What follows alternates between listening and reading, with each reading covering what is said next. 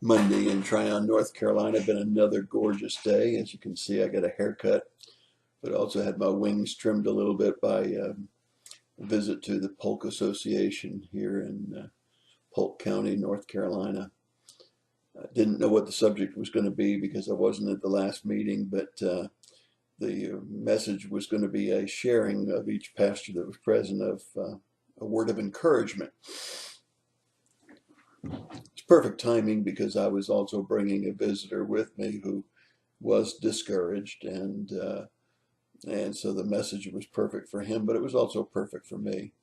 Let me just share a couple of highlights with you so that you can tell a little bit more about pastors and pastors' hearts. Um, Pastors need encouragement just like lay people need encouragement. Pastors need to encourage their lay people, but they need encouragement as well.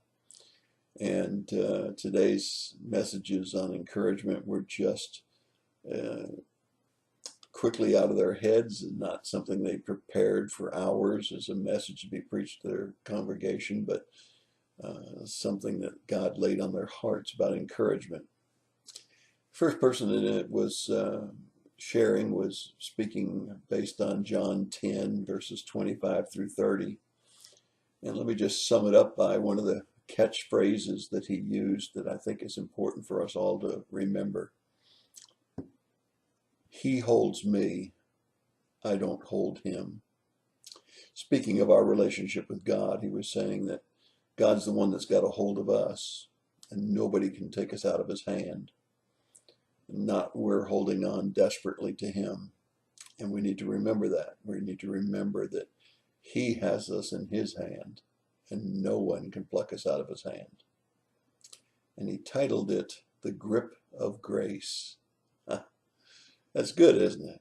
The grip of grace, God holding us instead of us holding on to him. Second person that shared was from Matthew 6, Sermon on the Mount. It's about prayer. And let me just share with you, he said that he was deeply touched by the movie War Room, the prayer closet of a black lady that had cleared out a closet to pray in. And he said three things really struck him about the prayer closet. The first is when you go into a prayer closet, you shut out the world. It's really good, isn't it? Getting into a little prayer closet shuts out the world. The second thing he said about the prayer closet is we're shut in with God. We shut out the world, and then we're shut in with God, one-on-one, face-to-face. Third thing is we shut off self. We get rid of all of the pride, all of the ego, all of the performance, and well, we're shutting out the world and we're shut in with him. We also shut down self. Three things that we ought to remember about a prayer closet. And emptying it out, making a place to pray quietly and privately. Third person that shared from Hebrews and also from Matthew 5:4. He talked about the limitations that God puts on us. He summed it up by saying, limitations of the Lord are for our good. We have freedom in the Lord, but we also have limitations in the Lord. And those limitations are meant for our good.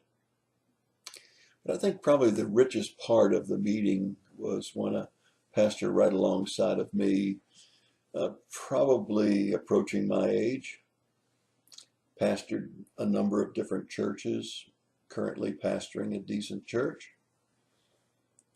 And he said, I look back on my ministry and even on the church that I currently serve. And he said, you know, I could have had a better church. He's not talking about that he was qualified to serve a bigger or better church, because he went on and said, I could have had a better church if I'd been a better pastor. Now there's a humble admission, isn't it? And isn't it true for all of us? Not just pastors, but members of a church.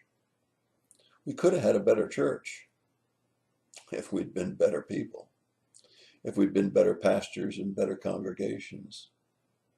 That's your thought for the day. God bless you and have a great day.